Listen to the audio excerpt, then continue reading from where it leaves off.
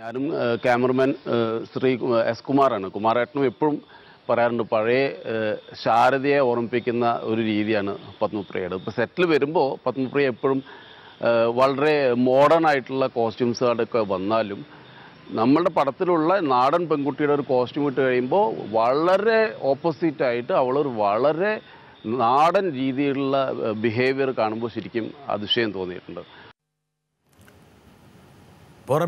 പുറത്ത് വളരെ മോഡേണാണ്, പക്ഷേ സെറ്റിൽ വന്നിട്ട് ആ കഥാപാത്രത്തിലേക്ക് മാറാൻ പറയുമ്പോൾ വളരെ കൺവെൻഷനലായിട്ടുള്ള ട്രഡീഷണൽ ആയിട്ടുള്ളതിലേക്ക്.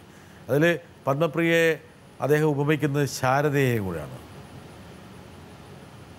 ഇങ്ങനെ ശാരദയുടെ സിനിമ കണ്ടിട്ടുണ്ടോ? പിന്നെ ഒരുപാട് കരഞ്ഞ് തീർന്ന ആളാണ് ശാരദ. പക്ഷെ ആ സമയത്തിൽ അങ്ങനെ പടങ്ങൾ അങ്ങനെ അല്ലായിരുന്നു, ആ കാലഘട്ടത്തിലെ സിനിമകളാണ് അതൊക്കെ.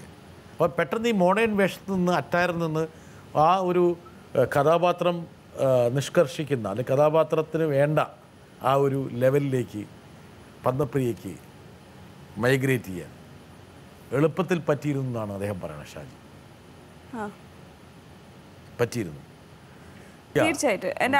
എനിക്ക് ആ കോൺഫ്ലിക്റ്റ് ആണ് ഭയങ്കര ഇഷ്ടം.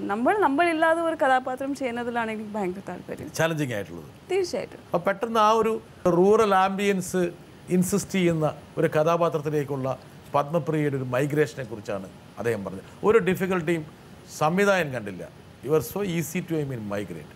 വളരെ ബിക്കോസ് ഐ തിങ്ക് എനിക്ക് ഭയങ്കര എൻ്റെ അച്ഛൻ്റെ പ്രൊഫഷൻ ആർമി ആയതുകൊണ്ട് ഒരു സ്ഥലത്തിൽ എനിക്ക് ഒരു ഫേവറേറ്റ് കിരാന സ്റ്റോറോ എൻ്റെ ഫേവറേറ്റ് ക്ലോത്ത് സ്റ്റോറോ അങ്ങനെ ബേക്കറിയോ അങ്ങനെ ഒന്നുമില്ല. എൻ്റെ ജീവിതത്തിൽ നമ്മൾ ഒരു സ്ഥലത്തിലേക്ക് ഒരു ജിപ്സി പോലെ ഒരു സ്ഥലത്തിലേക്ക് ഒരു സ്ഥലം മാറാം. അപ്പോൾ അങ്ങനെ ഇരിക്കുമ്പോൾ you have to have a very open mind.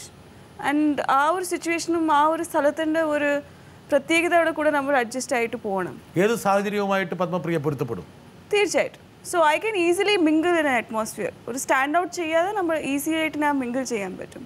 പിന്നെ അതല്ലേ നമ്മളുടെ പണി, ടു എക്സ്പ്ലോർ എ ക്യാരക്ടർ അല്ലേ നമ്മളുടെ പണി. സോ എനിക്കതങ്ങനെ ഭയങ്കര ഇൻട്രസ്റ്റിംഗ് ആയിട്ട് തോന്നുന്നതുകൊണ്ട് പ്രോബബ്ലി അവർക്ക് അങ്ങനെ ഞാൻ കഷ്ടപ്പെടുന്നു. ഒരുപക്ഷെ അവർക്ക് വേണമെങ്കിൽ ഒരു ആശങ്ക ഉണ്ടായിരിക്കുകയാണോ, പത്മപ്രിയനെ ഇങ്ങോട്ട് പെട്ടെന്ന് ഈ ഒരു റോളിലേക്ക് മൈഗ്രേറ്റ് ചെയ്യാൻ ബുദ്ധിമുട്ടുണ്ടാവുമോ എന്നൊക്കെ ആശങ്കപ്പെട്ടിട്ടുണ്ടാവാം.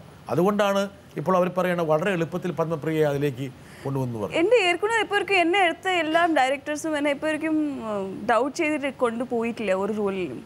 അത് കമൽ സാർ ആവട്ടെ കറുത്ത പക്ഷികളിലെ, അല്ലെങ്കിൽ ഹരിഹരൻ സാറാവട്ടെ പഴശ്ശിരാജിലെ, എല്ലാവരും പറയുമ്പോൾ കൂടെ എനിക്ക് കമൽ സാർ ഭയങ്കര നിർബന്ധിച്ചിട്ട് കറുത്ത പക്ഷികളെ എടുത്തതാണ്. സോ എനിക്ക് ബെഗർ എങ്ങനെയാണ് എനിക്ക് അറിയില്ല. And as a first time I realise കുളിക്കാതിരുന്നാൽ എങ്ങനെ ജീവിതം. ആദ്യം ദിവസം എനിക്ക് മനസ്സിലായത് കറുത്ത പക്ഷികളുടെ സെറ്റിലാണ്.